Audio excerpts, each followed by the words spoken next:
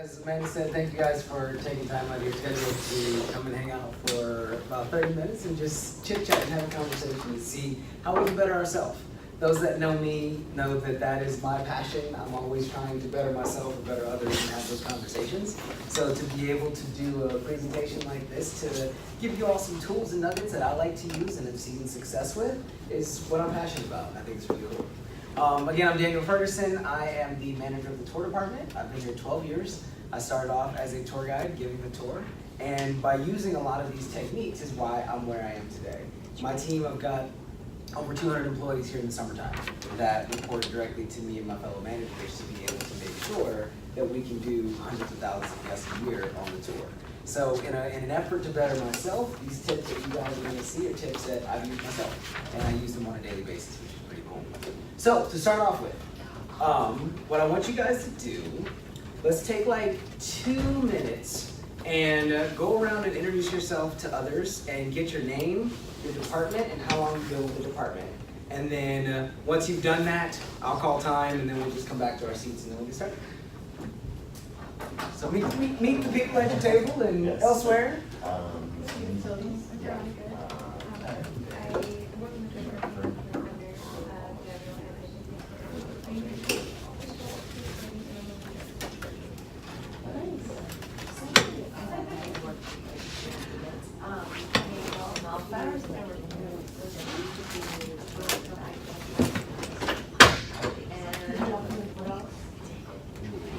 Just name the department and how long you've been.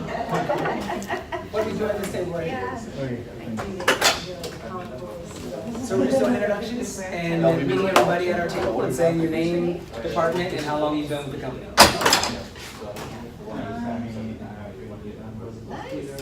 Congratulations. Happy anniversary. So my name is Alex. I'm with EFS, which is Enterprise Financial Services, and I support technology and the R2R. So I've been with the company for about 4 months now. Oh, and 3 years before that.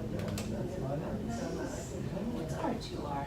R2R, that's a record to report. So we do postings, financial postings, accounting postings, and then we prepare different reports at the end of every year.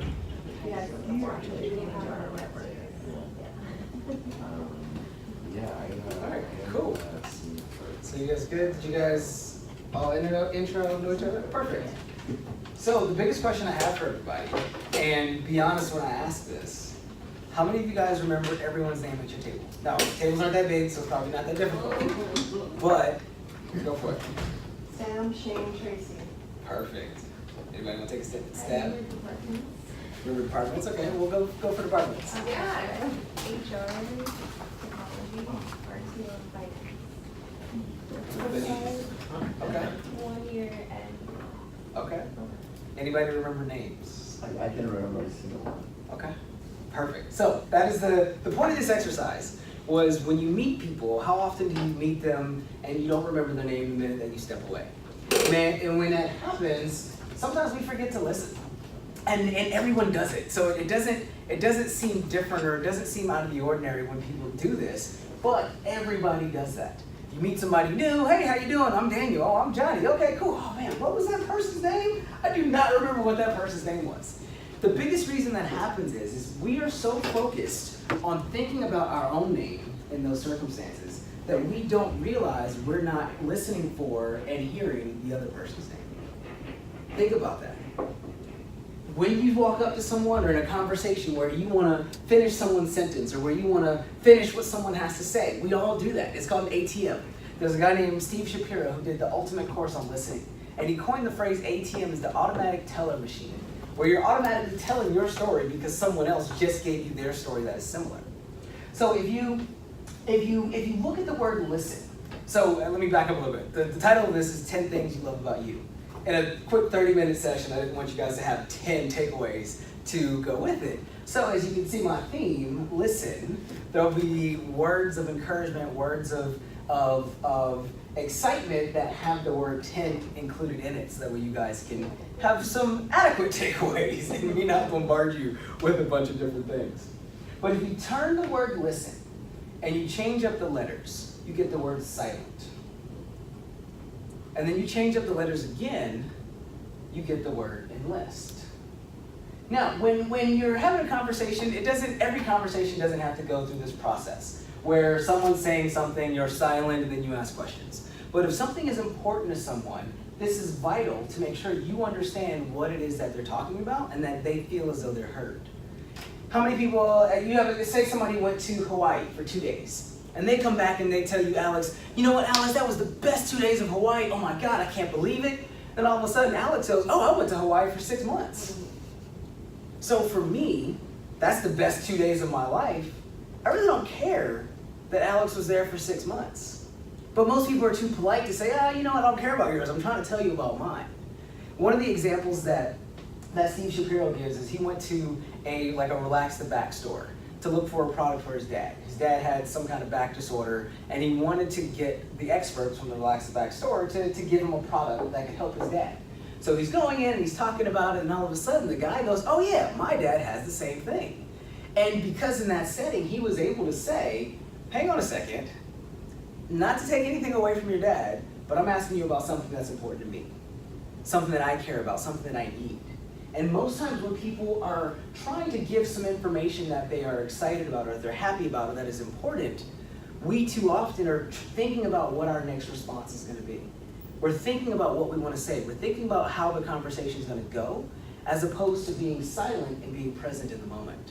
Now, the funny thing is, with the picture here, with the heart with the bloodshot eyes, sometimes you feel like you're going to explode when you're trying to or want to give some additional information based on what the person is talking about. But that shows that you're actually listening. That shows that you're being present when you just don't tell and be an ATM and don't do what everyone else does in a conversation. And then the next step is enlist. It's asking questions.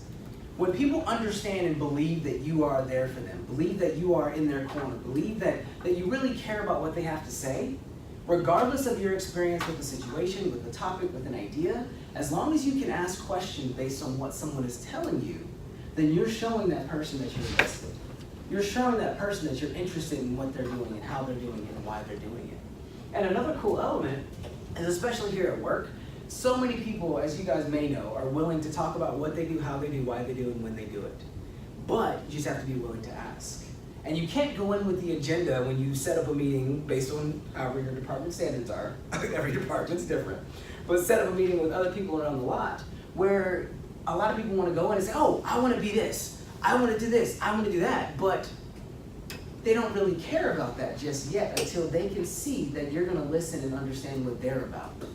So when you go into these circumstances, when you go into these settings, you have to ask questions and be silent. Ask questions and be silent so that way you can show the person that you're speaking with that you're truly engaged and that you're truly listening to what they have to say.